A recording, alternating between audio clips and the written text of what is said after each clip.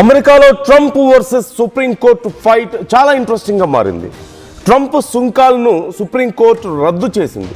ప్రపంచ దేశాల మీద ఇష్టం వచ్చినట్లుగా టారిఫ్లు విధించుకుంటూ పోవడం కరెక్ట్ కాదని, కేవలం అత్యవసర సమయంలో మాత్రమే ఉపయోగించాల్సినటువంటి చట్టాన్ని మీ ఇష్టారీతిన మీ ఇష్టం వచ్చినట్లు మీ అవసరాల కోసం ఉపయోగించుకోవడం కరెక్ట్ కాదు అంటూ సుప్రీంకోర్టు ఒక తీర్పు చెప్పింది.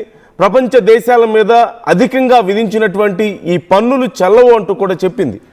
ఈ నేపథ్యంలో సుప్రీంకోర్టులో ఉన్నటువంటి మొత్తం జడ్జిలు 6-3 తేడాతో, అంటే 6 ట్రంప్ చేసినటువంటి ఈ టారిఫ్ విధానాలన్నీ తప్పు అని చెప్పారు. 3 మాత్రం అనుకూలంగా మాట్లాడారు. సో మెజారిటీ వ్యతిరేకంగా ఉన్నారు కాబట్టి ట్రంప్ తీసుకున్నటువంటి నిర్ణయాలు తప్పు అంటూ సుప్రీంకోర్టు చెప్పింది. 6-3తో ట్రంప్కి ఎదురు దెబ్బ తగిలింది. ఈ నేపథ్యంలో ట్రంప్ ఇక ఏం చేస్తాడో, వెనక్కి తగ్గుతాడేమో, ఇప్పటికైనా కళ్ళు తెరుచుకుంటాడేమో అనుకుంటే ఇవన్నీ నాకు అనవసరం, అసలు సుప్రీంకోర్టే తప్పు, సుప్రీంకోర్టు మీద విదేశీ శక్తుల యొక్క ప్రభావం ఉంది అని ఆ దేశ సుప్రీంకోర్టును సైతం తప్పుబట్టి ఇంకా ఎక్కువ మాట్లాడితే నేనేంటో చూపిస్తా అని, అంటే ఏదో చెప్తుంటారు కదా, లేస్తే మనిషిని కాదని చెప్పేసి, మర్యాదగా నా పని నన్ను చేసుకునివ్వండి, లేదంటే ఇంకా ఎక్కువైపోద్దని చెప్పి ఇప్పుడు మళ్ళీ ఎక్స్ట్రా ఇంకో 10% టారిఫ్స్ విధిస్తున్నట్లుగా ప్రకటించాడు.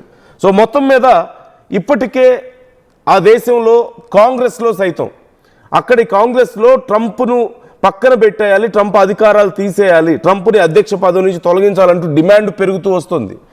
ఇలాంటి సమయంలో సుప్రీంకోర్టు ట్రంప్ తీసుకున్నటువంటి నిర్ణయాలు తప్పు అని చెప్పడం, తమ స్వార్థానికి అక్కడ ఉన్నటువంటి అత్యవసర చట్టాలను ఉపయోగించుకుంటున్న సమ్ ఎమర్జెన్సీ కండిషన్స్ కోసం కొన్ని చట్టాలు ఉన్నాయి. అక్కడ అమెరికాకి ఏదైనా నష్టం జరుగుతుందన్నా, అమెరికా వాణిజ్యాన్ని ఇతర దేశాలు దెబ్బతీస్తున్నా, లేదంటే అమెరికాకి యుద్ధం చేయడానికి రెడీ అవుతున్నా, లేదంటే అమెరికాకి నష్టం చేస్తున్నటువంటి దేశాలకు డైరెక్ట్గా సపోర్ట్ ఇచ్చినా, ఏవైనా ఎమర్జెన్సీ కండిషన్స్లో ఈ చట్టాన్ని ఉపయోగిస్తారు.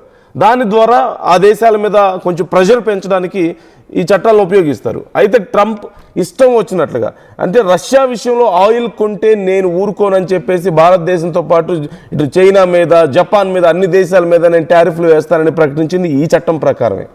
అధ్యక్షుడికి ఆ హక్కు ఉంటుంది, కానీ it's only for emergency conditions. ఇష్టం వచ్చినట్లుగా తనకి తోచినట్లుగా టారిఫ్లు వేసుకుంటూ పోవడానికి కుదరదు. ఇప్పుడు ఈ విషయంలోనే అక్కడ తీర్పు వచ్చింది. అయితే ఇక్కడ అత్యంత దారుణమైన విషయం ఏంటంటే సుప్రీంకోర్టును సైతం తప్పుపడుతున్న ట్రంప్. సుప్రీంకోర్టు మీద విదేశాలకు సంబంధించిన శక్తుల ప్రభావం ఉంది, వాళ్ళు ఏదో ఇన్ఫ్లుయెన్స్కి లోనయ్యారు, లేకపోతే ఇలాంటి తీర్పు ఇవ్వరు, అసలు అధ్యక్షుడు ఇష్టం ఏది చేసినా అని చెప్పి మాట్లాడుతూ ఇంకో 10% టారిఫ్లు వేస్తున్నటువంటి పరిస్థితి. నా దగ్గర ప్లాన్ బి కూడా ఉందని చెప్తున్నాడు. నేను ఇప్పుడు వెనక్కి తగ్గకపోగా మీరు చెప్పారు కాబట్టి, మీరు నన్ను కెలికారు కాబట్టి నేను ఇంకా ఎక్కువ రెచ్చిపోతా అని చెప్పి మాట్లాడుతున్నాడు. అది కూడా ఎవరి మీద, ఏ రష్యా మీదో భారత్ మీదో కాదు, వాళ్ళ సుప్రీంకోర్టు మీద మాట్లాడుతున్నటువంటి మాట ఇది. అమెరికా జోలికి వస్తే ఎంతకైనా తెగిస్తానని, నేను తలుచుకుంటే ఏ దేశాన్నైనా నాశనం చేయగలనంటూ ట్రంప్ మాట్లాడుతున్నటువంటి తీరు మనకు కనపడుతుంది. ఒక్కసారి ఏమన్నారు చూద్దాం. సుప్రీంకోర్టు ఆర్డర్స్ ఏమొచ్చాయి, ట్రంప్ దానికి ఎలా రెస్పాండ్ అయ్యారనేది ఒకసారి మనం చూద్దాం. On tariff, the Supreme Court's ruling on tariffs is deeply disappointing, and I'm ashamed of certain members of the court, absolutely ashamed, for not having the courage to do what's right for our country. The Supreme Court's ruling on tariffs is deeply disappointing, and I'm ashamed of certain members of the court, absolutely ashamed, for not having the courage to do what's right for our country. తను deeply ashamed అంట. ఇలాంటి తీర్పు వచ్చినందుకు తాను చాలా అషేమ్డ్గా feel అవుతున్నాను అని చెప్పి మాట్లాడుతున్నారు. అలాగే తనకి అన్ని అధికారాలు ఉన్నాయి, అవసరాన్ని బట్టి దేశం కోసం ఏ నిర్ణయాలైనా తీసుకునే అధికారం తనకుంది అని చెప్పి కూడా ట్రంప్ అంటున్నారు. సో మనం చూడొచ్చు ఎంత కాన్ఫిడెంట్గా. సహజంగా సుప్రీంకోర్టు ఏదైనా ఒక నిర్ణయం తీసుకుంటే మన దేశంలో అయితే ఎలా ఉంటుంది, కనీసం ఆ సుప్రీంకోర్టు తీర్పుని తప్పుపట్టడానికి కూడా అవకాశం లేదు కదా. ఇక్కడ వ్యతిరేకించి వచ్చాం, మాకు ఈ తీర్పు నచ్చలేదు అని చెప్పొచ్చు, లేదంటే మాకు ఈ తీర్పు అనుకూలంగా రాలేదని చెప్పడానికి అవకాశం ఉంటుంది, మేము అనుకున్నట్లుగా రాలేదని. కానీ ఐఎమ్ అషేమ్డ్ ఆఫ్ సుప్రీంకోర్టు అని చెప్పి మాట్లాడుతున్నాడు ట్రంప్. అక్కడ సుప్రీంకోర్టు ఇచ్చినటువంటి తీర్పు పట్ల అషేమ్డ్ అని ఫీల్ అవుతున్నాడు. నాకు అన్ని అధికారాలు ఉన్నాయి, అంటే సుప్రీంకోర్టు కూడా నాకు లెక్కలేదు, అమెరికా కోసం ఏ నిర్ణయమైనా తీసుకునే అధికారం నాకుంది అని చెప్పేసి మాట్లాడుతున్నాడు. ఒకసారి ఇప్పుడు మీరు నన్ను కెలికారు కాబట్టి నేనేంటో చూపిస్తాను. సుప్రీంకోర్టు ట్రంప్ చేసిన తప్పు అని చెప్పిన తర్వాత లేదు నేనే రైట్ అని చెప్పి నిరూపించుకోవడానికి పగ తీర్చుకోవడానికి ఇంకా ఎక్కువ టారిఫ్లు వేస్తున్నారని కూడా ప్రకటించాడు. ఒకసారి ఏమన్నాడో చూద్దాం. Confirmed and are fully allowed. Therefore, effective immediately, all national security tariffs under Section 232 and existing Section 301 tariffs, they're existing, they're there, remain in place, fully in place, and in full force and effect. Today, I will sign an order to impose a 10% global tariff under Section 122 over and above our normal tariffs already being charged, which have also been confirmed and are fully allowed. Therefore, effective immediately, all national security tariffs under Section 232 and existing Section 301 tariffs, they're existing, they're there, remain in place, fully in place, and in full force and effect. Today, I will sign an order to impose a 10% global tariff under Section 122 over and above our normal tariffs already being charged. Already charge చేస్తున్న tariffs కంటే ఇంకో 10% tariffs నేను వేస్తున్నాను ఈ global charges అంటూ మాట్లాడుతున్నాడు. అంటే ఇప్పటికే ప్రపంచ దేశాల మీద విధించినటువంటి టారిఫ్లు 50%, 100% విధిస్తానని ఇప్పుడు దాకా బెదిరిస్తూ వస్తున్నాడు కదా. గ్రీన్లాండ్ దగ్గర నుంచి మొదలు పెడితే భారతదేశం కానీ రష్యా కానీ ఇలా అన్ని దేశాల మీద ఈ అన్ని దేశాల మీద ఇప్పటికే విధించినటువంటి టారిఫ్లకు అదనంగా ఇంకో 10% టారిఫ్ విధిస్తా అంటున్నాడు. ఎందుకు ఇప్పుడు అంత అర్జెంటుగా ఏం అవసరం వచ్చిందంటే నా జోలికి వస్తారా, నన్నే గెలుకుతారా, నేను చేసిందే తప్పు అంటారా, నీకు ఎంత ధైర్యం అని సుప్రీంకోర్టుకి చెప్తున్నాడు ట్రంప్. సుప్రీంకోర్టుని నీకు ఎంత ధైర్యం నువ్వు నేను చేసిన తప్పు అని చెప్తావా అని చెప్పి అంటున్నాడు. సో అసలు హీస్ గాన్ క్రేజీ అనేది కనపడుతుంది ఇక్కడ క్లియర్గా. ఏం చేస్తున్నాడో ఎందుకు చేస్తున్నాడో తెలియదు. ఏంటంటే అమెరికా కోసం చేస్తున్నా, అమెరికా కోసం ఏ నిర్ణయం అయినా తీసుకునే హక్కు నాకుంది, ఏదైనా చేసే హక్కు నాకుంది. ఇంకా ఎక్కువ మాట్లాడితే సర్వనాశనం చేసేస్తానని చెప్పి మాట్లాడుతున్నాడు. చాలా పెద్ద స్టేట్మెంట్. చూద్దాం ఒకసారి ఏమన్నాడు. Or can't charge $1. I would have used 1 penny, but we don't make the pennies anymore. We save money. Can't charge $1 to any country under IEPA. Not $1. I assume to protect other countries. This must have been done to protect those other countries. Certainly not the United States of America, which they should be interested in protecting. That's what they're supposed to be protecting. But I am allowed to cut off any and all trade or business with that same country. In other words, I can destroy the trade. I can destroy the country. I'm even allowed to impose a foreign country destroying embargo. I can embargo. I can do anything I want, but I can't charge $1 because that's not what it says. And that's not the way it even reads. I can do anything I want to do to them, but I can't charge any money. So I'm allowed to destroy the country, but I can't charge them a little fee. I could give them a little 2-cent fee, but I cannot charge under any circumstances. I cannot charge them anything. Can't charge $1. I would have used 1 penny, but we don't make.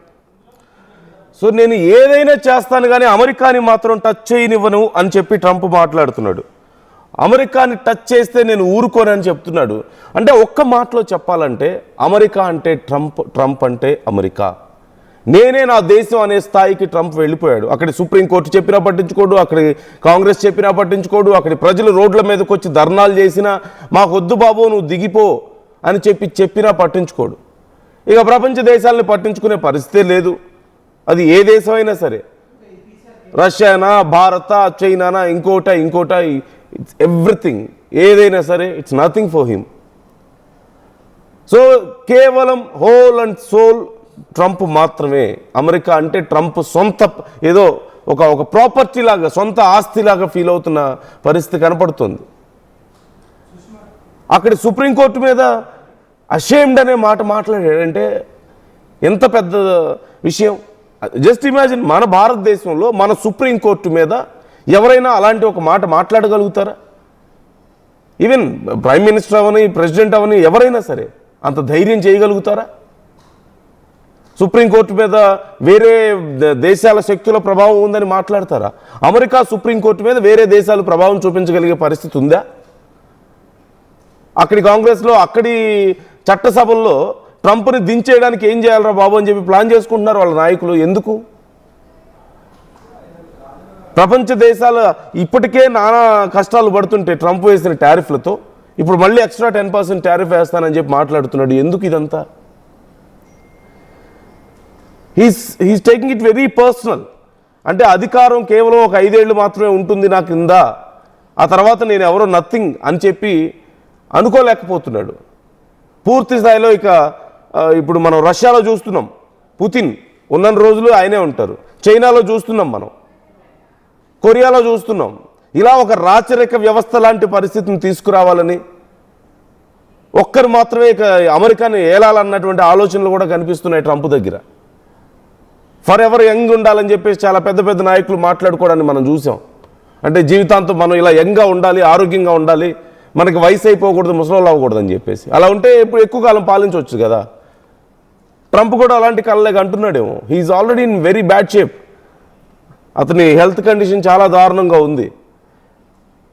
కొంచెం మతిమరుపు వచ్చింది, రక్తనాళాలు దెబ్బతిన్నాయి, nerves బాగా దెబ్బతిన్నాయి, heart problems ఉన్నాయి, కొంచెం అదే అల్జైమర్స్ ప్రాబ్లం కొంత కనిపిస్తోంది, స్కిన్ ఇష్యూస్ ఉన్నాయి.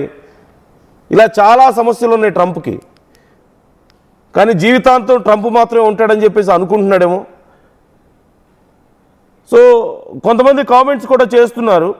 రణస్థలి కామెంట్ చేస్తున్నారు, పాజిటివ్గా ఆలోచించే వ్యక్తిని ఏ విషయం చంపలేదు, నెగిటివ్గా ఆలోచించే వ్యక్తిని ఏ మెడిసిన్ కూడా బాగు చేయలేదు, ట్రంప్ వైఖరి కూడా సేమ్ అని చెప్పేసి కామెంట్ చేస్తున్నారు. వాడిని ఎర్రగడ్డలో చూపించండి రా బాబు అంటూ కామెంట్ చేస్తున్నారు.